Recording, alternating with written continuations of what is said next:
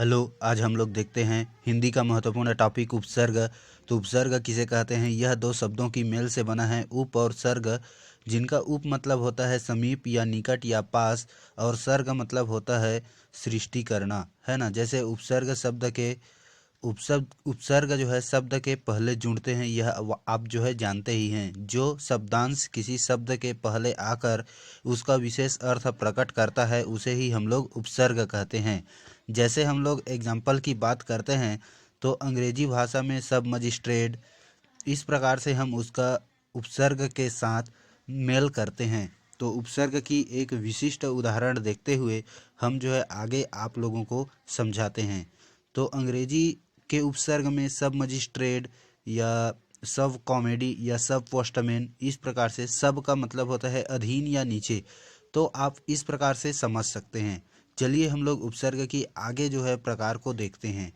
तो संस्कृत के उपसर्ग में क्या होता है? अति, उत और उप और अनु, ये सब जो है उपसर्ग होते हैं। तो अति मतलब अधिक या सीमा से परे, तो अत्यंत, अत्यधिक, अतिरिक्त, अतिशय, अतिक्रमण, अत्याचार, इस प्रकार से आप जो है देख सकते हैं। उल्लंघन, उत, उद्गम, उत्कर्ष, उत्तम, उत्पत्ति, तो ये जो है उत प्रत्यय लगा हुआ है। उप की बात करते हैं तो निकट होता है ना। उपयुक्त, उपदेश, उपवन, उपमंत्री, उपकार, उपयोग, उपासना, उपवेद, इस प्रकार से ये उप का उपसर्ग है। आगे देखते हैं अनु का। अनु मतलब पीछे या समान, तो अनुगमन, अनुवेशन, अनुचर, अनुकरण, अनुसार, अनुशासन, अनुस्वार और अनुरूप, इस प्रकार से आप देख सकते हैं। आगे इसका वर्णन अगर करते हैं तो अभी, नी, अधि, आ और औ, ये सब जो है क्या है? उपसर्ग है। तो अभी से देखते हैं अभ्युत्थान, अभ्यास, अभियान, अभिषेक, अभीष्ट, अभिनय, अभिमुख, अभ्यंतर, अभ्यागत, अभिलाष, अभिसार, अभिनंदन, इस प्रकार से आप जो है अभी का आप क्या बना सकते हैं? उपसर्ग। नि का निषेध होता है, तो निवास, निवारण, निबंध, नियोग, निषेध, निपात, निदर्शन। अधि का देखें अध्यात्म, अधिकार, अध्यक्ष, अध्यादेश, इस प्रकार से आप इनका वर्णन कर सकते हैं। आगे आता है हिंदी के उपसर्ग। तो हिंदी के उपसर्ग में क्या आता है? आ, आओ, बी और भर। तो यहाँ पर अ से अभाव होता है, तो अचेत, अथाह, अबेर, अगम, अछूत, असत्य, अटल, अभिनव, अभिरुचि, अनोखा, अभिगमन, इस प्रकार से अ आगे में प्रत्यय लगा हुआ है। आप कोई भी प्रत्यय को आसानी से पहचान सकते हैं क्योंकि यह बहुत ही सिंपल है। अव से अवगुण, अवगुण और अवतर, अवसार, अवघड़, अवसान, इस प्रकार से दिया हुआ है। बिन से बिना मतलब निषेध है।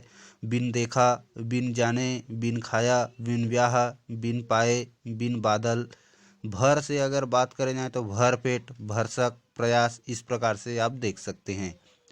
अरबी या फारसी भाषा के अगर उपसर्ग की बात करते हैं तो हम से हम सफ़र, हम उम्र, हमराज, हमदर्द, हमदम, हमजोली। ला से लाचार, लापरवाह, लापता, लावारिस, लामानी। सर से सरकार, सरपंच, सरहद, सरगना, सतराज, सरदार। बिल से बिल्कुल, बिल इरादा। गैर से गैर हाजिरी, गैर कानून, गैर मुक्त, गैर जिम्मेदारी, इस प्रकार से।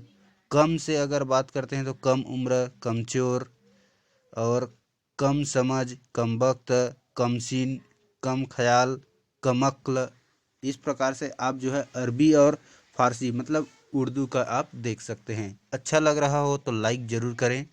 आगे बढ़ते हैं।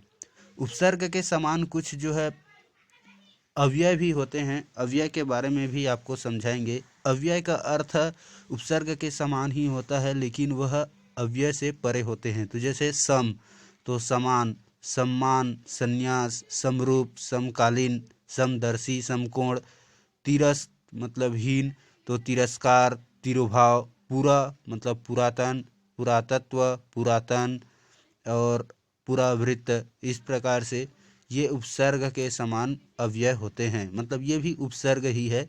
अच्छा लगा हो तो लाइक करें, चैनल को सब्सक्राइब करें और अपने दोस्तों के साथ शेयर करें। जय हिंद, वंदे मातरम।